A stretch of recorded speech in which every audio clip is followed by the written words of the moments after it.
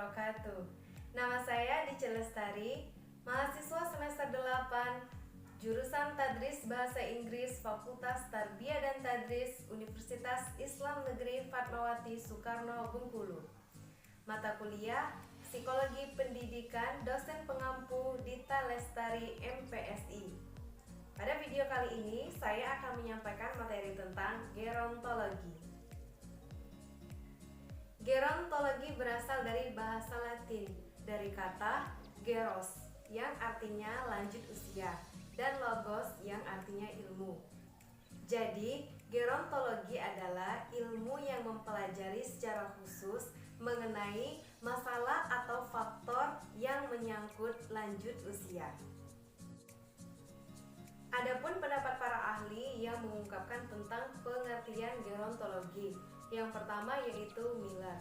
Menurut pendapat Miller, gerontologi adalah suatu cabang ilmu yang mempelajari secara detail faktor-faktor yang berkaitan dengan lanjut usia. Gerontologi adalah salah satu bagian ilmu yang membahas proses penuaan dan kendala-kendala yang mungkin terjadi terhadap lanjut usia. Kemudian Stanley mengungkapkan bahwa gerontologi merupakan studi ilmiah tentang efek penuaan dan penyakit yang berhubungan dengan penuaan pada manusia, meliputi efek biologis, fisiologis, psikososial, dan efek rohani dari penuaan.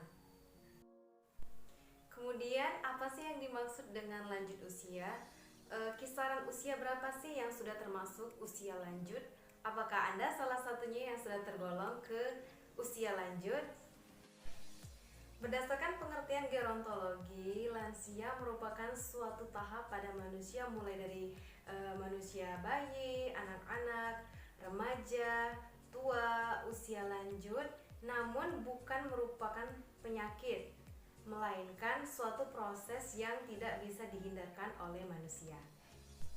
Proses ini pun terjadi secara alami yang dipengaruhi atau disebabkan oleh berbagai faktor yang sudah disebutkan. Menurut Depkes Republik Indonesia tahun 2005, lanjut usia merupakan proses yang terus-menerus dan berkesinambungan, yang dalam keadaan lanjut dapat menyebabkan perubahan anatomi, fisiologi, dan biokimia pada jaringan atau organ yang mempengaruhi keadaan dan kemampuan badan secara keseluruhan.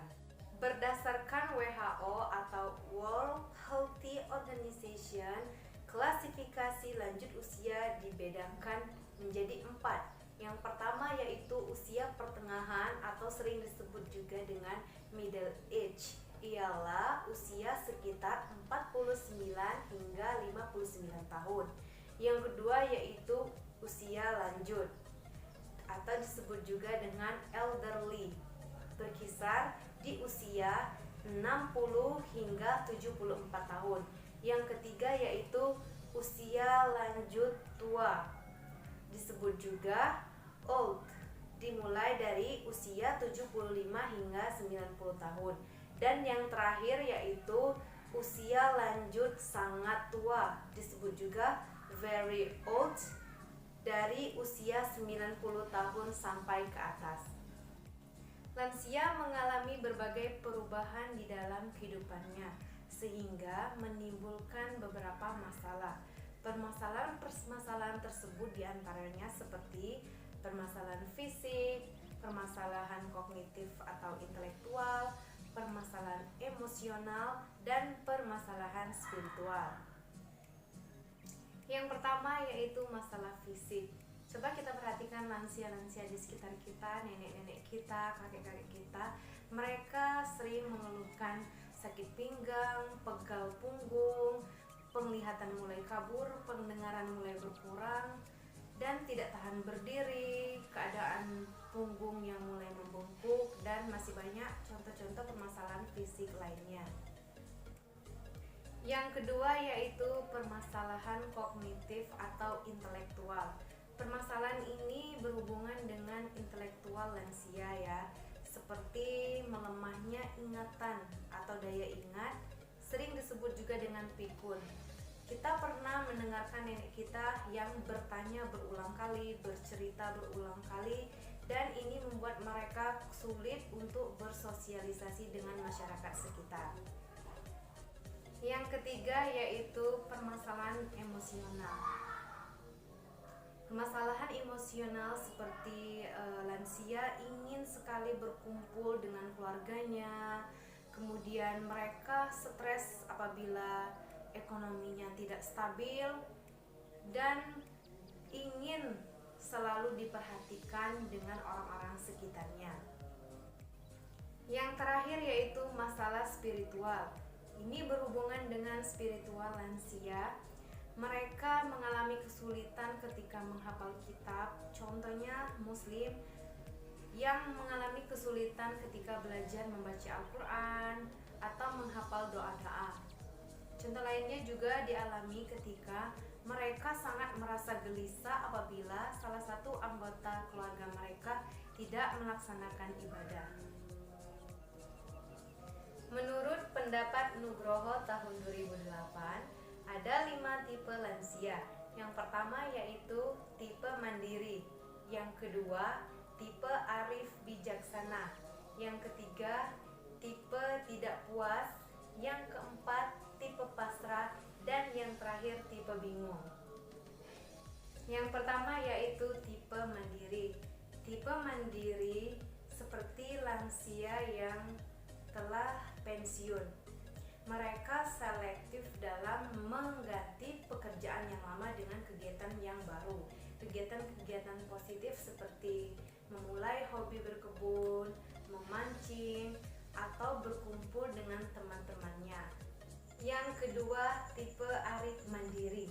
Lansia pada tipe ini umumnya kaya akan hikmah, berpengalaman, menyesuaikan diri dengan perubahan zaman, bersifat rendah hati, dermawan, rendah diri, mampu bersosialisasi dengan masyarakat sekitar, dan menjadi panutan, serta lainnya.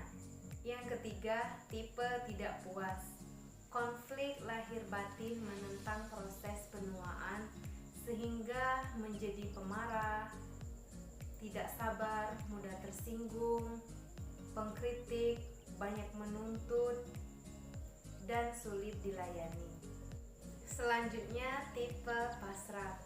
Lansia menerima dan menunggu nasib baik, mengikuti kegiatan keagamaan, dan melakukan pekerjaan apa saja. Yang terakhir yaitu tipe bingung. Lansia seperti ini biasanya mengasingkan diri, merasa menyesal, minder, dan tidak percaya diri untuk bersosialisasi kepada orang sekitarnya. Berdasarkan pendapat Stanley tahun 2010, ada 2 jenis teori penuaan. Yang pertama, teori biologi, dan yang kedua yaitu teori psikososial. Teori biologis meliputi teori genetik dan mutasi, teori imunologis, teori stres, teori radikal bebas, teori rantai silang, dan teori menua akibat metabolisme. Teori psikososial meliputi teori pelepasan, teori aktivitas, teori interaksi sosial, teori kepribadian berlanjut, dan teori perkembangan. A. Teori genetik dan mutasi atau somatic mutative theory. Teori ini menjelaskan bahwa menua telah terprogram secara genetik, terjadi sebagai akibat dari perubahan biokimia yang diprogram oleh molekul-molekul atau DNA, yaitu setiap sel pada saatnya akan mengalami mutasi. Sebagai contoh yang khas adalah mutasi dari sel-sel kelamin, terjadi penurunan kemampuan fungsional sel.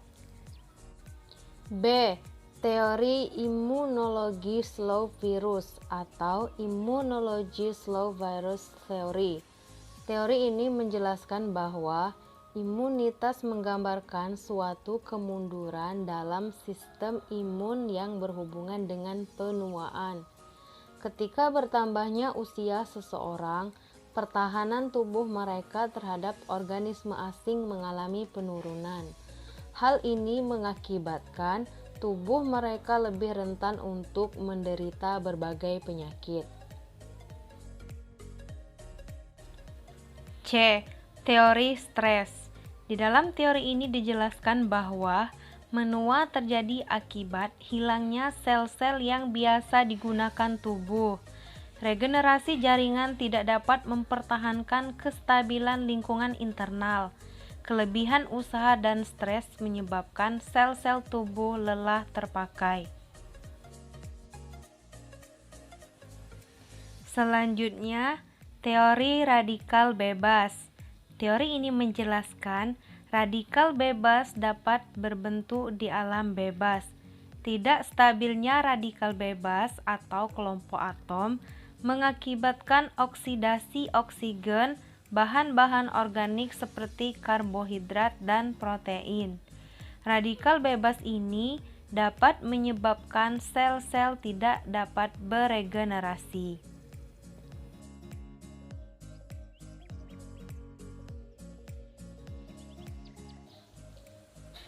Kemudian, teori rantai silang.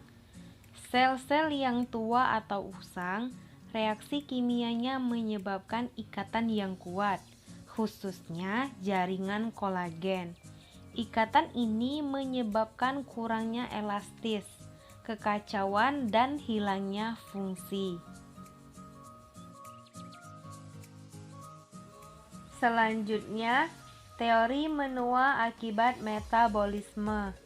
Pengurangan intake kalori akan menghambat pertumbuhan dan memperpanjang umur.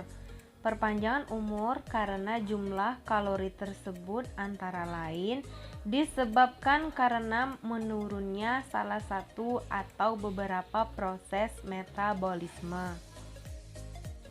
Kemudian, terjadi penurunan pengeluaran hormon yang merangsang proliferasi sel, misalnya insulin dan hormon pertumbuhan. Kemudian, dari jenis psikososialnya ada yang pertama, teori aktivitas atau kegiatan. Sering disebut juga activity theory. Seseorang yang di masa mudanya aktif dan terus memelihara keaktifannya setelah menua, sense of integrity yang dibangun di masa mudanya tetap terpelihara sampai tua.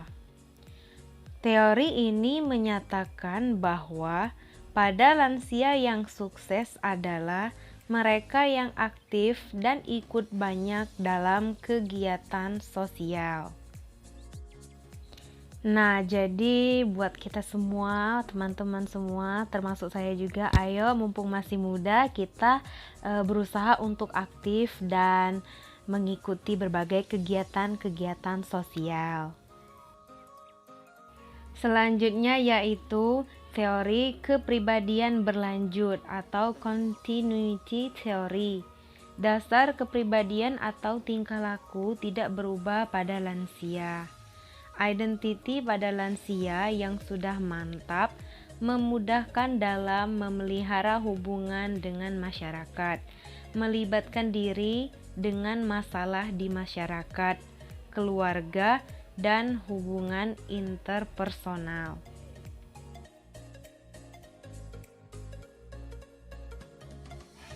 Selanjutnya, teori pembebasan atau disengagement theory. Teori ini menyatakan bahwa dengan bertambahnya usia, seseorang secara pelan tetapi pasti mulai melepaskan diri dari kehidupan sosialnya atau menarik diri dari pergaulan sekitarnya. Kemudian, teori interaksi sosial. Teori ini menjelaskan Mengapa lansia bertindak pada suatu situasi tertentu, yaitu atas dasar hal-hal yang dihargai masyarakat. Kemampuan lansia untuk terus menjalin interaksi sosial merupakan kunci untuk mempertahankan status sosialnya atas dasar kemampuannya untuk bersosialisasi. Yang terakhir yaitu teori perkembangan. Teori perkembangan menjelaskan bagaimana proses menjadi tua merupakan suatu tantangan dan bagaimana jawaban lansia terhadap berbagai tantangan tersebut yang dapat bernilai positif maupun negatif tergantung dari lansia tersebut bagaimana mereka menghadapinya dan mengatasinya. Berdasarkan Hello Sehat, ada 5 tips untuk menjaga kesehatan lansia. Yang pertama, pola hidup sehat. Pola hidup sehat ini dapat dilakukan dengan cara yang pertama yaitu mengkonsumsi makanan yang sehat, tidur teratur, dan menjaga berat badan tubuh. Yang kedua, olahraga yang ringan secara rutin, seperti lari santai dan lainnya. Selanjutnya, berusaha untuk menjaga ingatan agar tetap kuat, seperti melakukan kegiatan sehari-hari. Yang terakhir, menjalani hidup dengan bahagia, artinya menjaga pikiran dan hati supaya tetap tenang. Jadi buat kalian semua yang di rumahnya ada lansia atau keluarganya ada lansia, di sini saya akan memberikan ice breaking yang dapat menimbulkan perasaan bahagia dan semangat untuk lansia. Menurut pendapat Andol tahun 2019, terapi senam tawa yang mencapai kegembiraan dapat memelihara kesehatan. Wah, berarti jika dilatih terus senam tawa dapat menimbulkan kebahagiaan serta kesehatan bagi lansia ya teman-teman. Jadi caranya itu yang pertama sambil gerakan tangannya ya, buka tutup buka tutup. Jadi tangannya pas dibuka buka begini dan pas ditutup itu tutup matanya ya. Oke, buka tutup bertepuk tangan, buka tutup bertepuk tangan, buka tutup tertawalah haha, buka tutup. Oh iya, salah ya teman-teman, mari kita ulangi lagi. Jadi dilakukan berulang-ulang, kemudian semakin lama temponya boleh semakin dipercepat ya teman-teman. Oke, kita ulangi lagi. Buka tutup bertepuk tangan, buka tutup bertepuk tangan, buka tutup tertawalah hahaha. Boleh juga dirubah dengan hihihi atau huhuhu ya teman-teman, sampai semuanya tertawa dengan gerakan dan nyanyian yang kita lakukan. Bisa juga mungkin dirubah kayak semacam games gitu, misalnya buka tutup pegang kepala, bisa pegang kepala sendiri atau pegang tangan sendiri. Bisa juga ini dilakukan secara berpasangan atau berkelompok ya, tapi tidak boleh memegang bagian yang tidak boleh dipegang ya teman-teman. Jadi itulah materi dan ice breaking yang telah saya sampaikan. Semoga bermanfaat bagi kalian semua. Mohon maaf apabila ada salah pengucapan, salah perkataan atau salah dalam penyampaian. Terima kasih telah menonton video ini. Jangan lupa di like, di komen, di share, dan di subscribe juga channel ini. Wassalamualaikum warahmatullahi wabarakatuh. Semoga harinya selalu menyenangkan.